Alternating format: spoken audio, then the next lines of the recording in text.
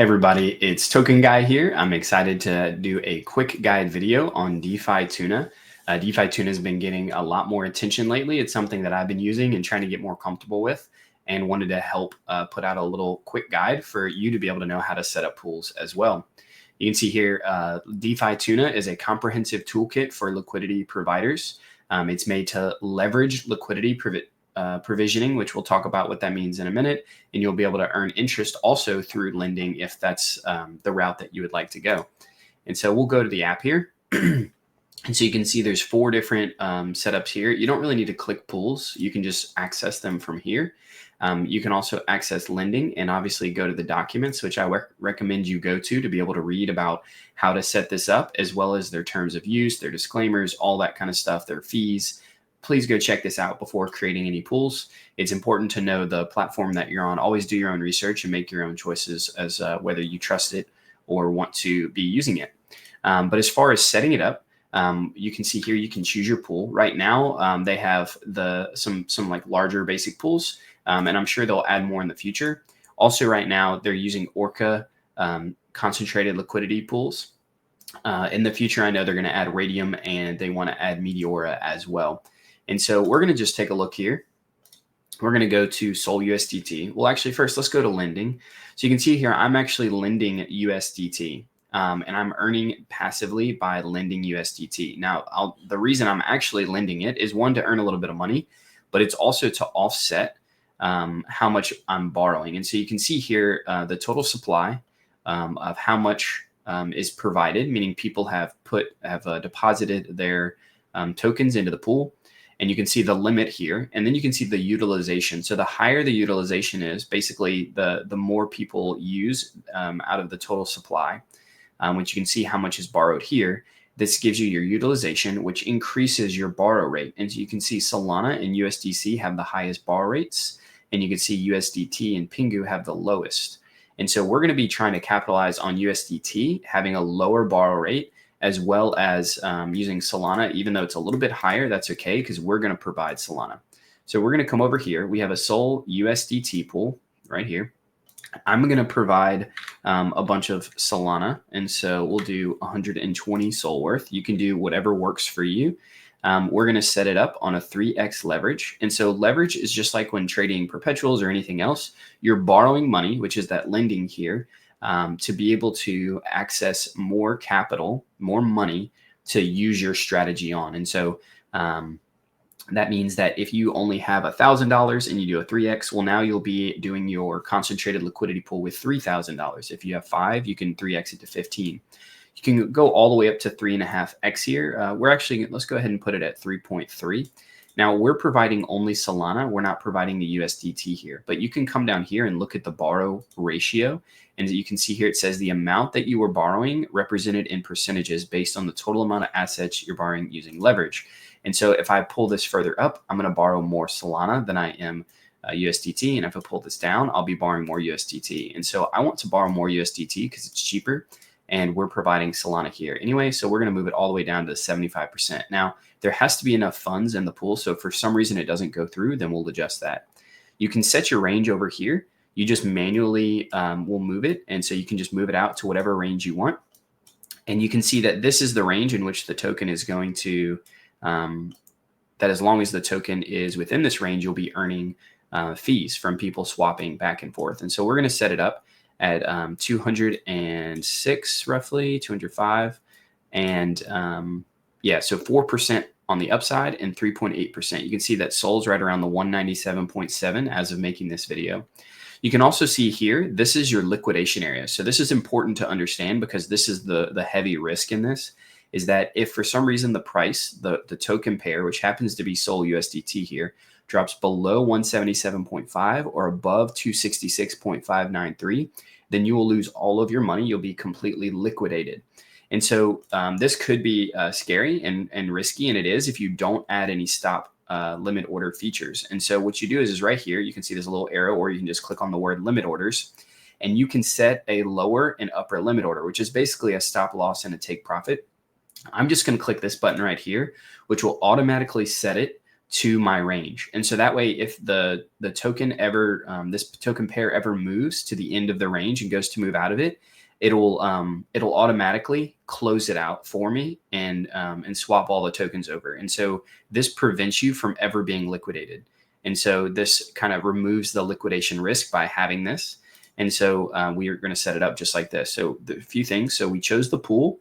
We added the amount of tokens we wanted to provide, which we added SOL here. We did a leverage position. You can do it as low or as high as you want here. The higher you go, the tighter these will become. You can see if I go to 3.5x, you'll see that these pull in much closer.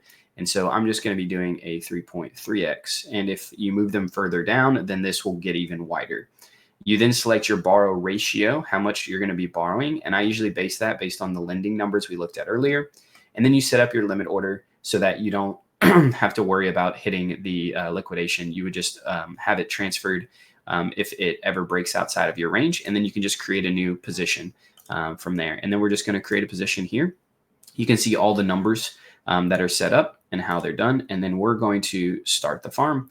And so it'll open the position here. We'll have to sign the transaction to be able to confirm it. If for some reason it doesn't have enough funds, it will tell you that it doesn't think the transaction is going to go through. And then you can adjust from there. It just takes a moment to be able to open the position and then confirm the transaction, and it's done. You can just dismiss this, and then your position will show up down here. You might need to refresh. Oh, there it goes. Okay. Just took a second. And so you can see all the data here. We put in 23,666. And our size, because we did the 3.3x, we actually are using over 78,000. You can see our debt here is the 54,000.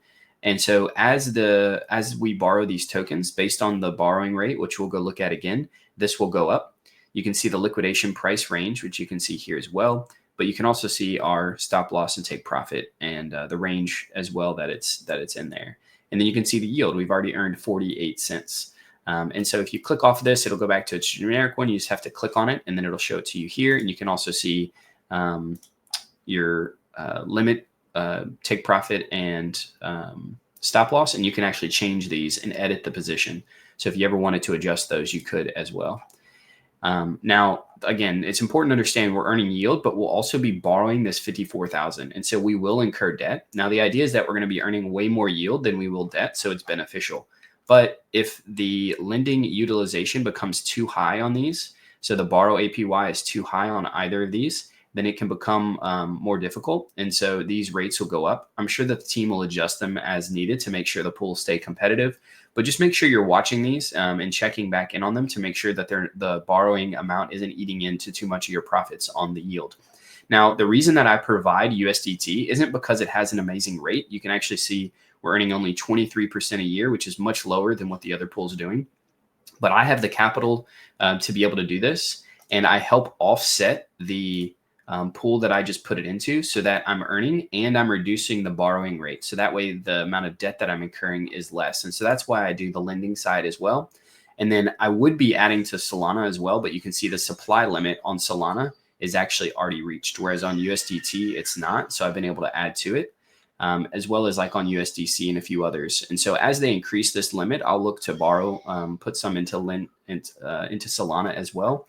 But right now, this is what we're doing. So you can lend on this side only if you want and earn these different APYs, which adjust, again, based on the utilization.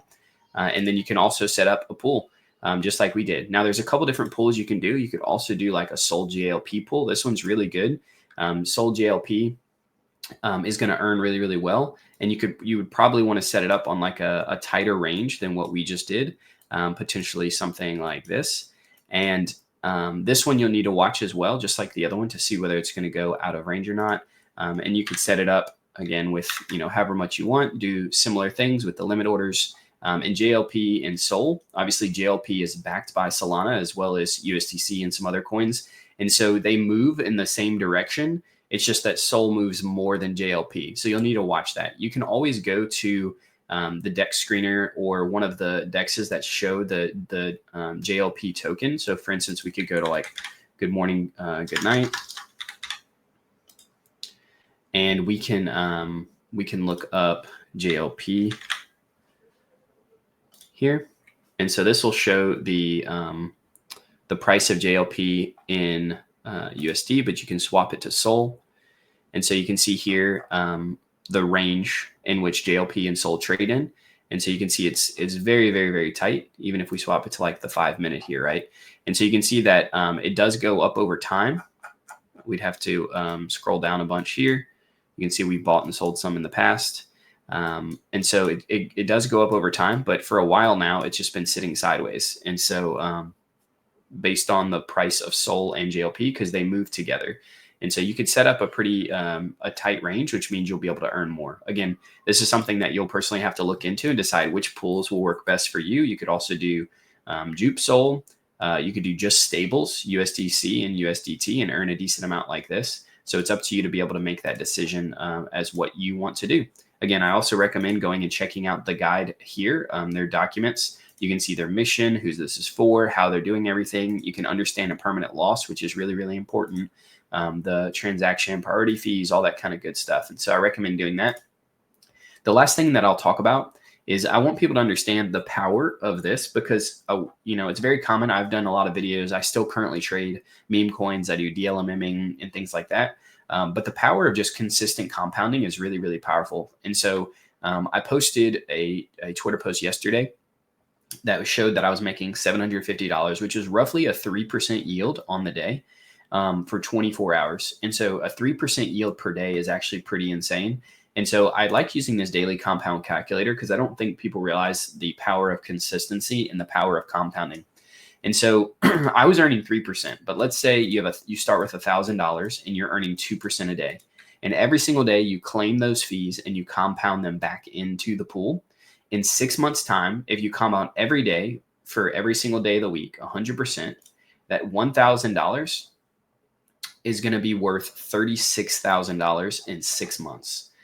In only 6 months at 2% a day, starting with 1,000. Obviously, if you can earn more than 2% a day or start with a higher capital, then you'll grow. You'll have even more. But the way that you grow, like you could even, let's say you start with $200 and you're earning 2% a day.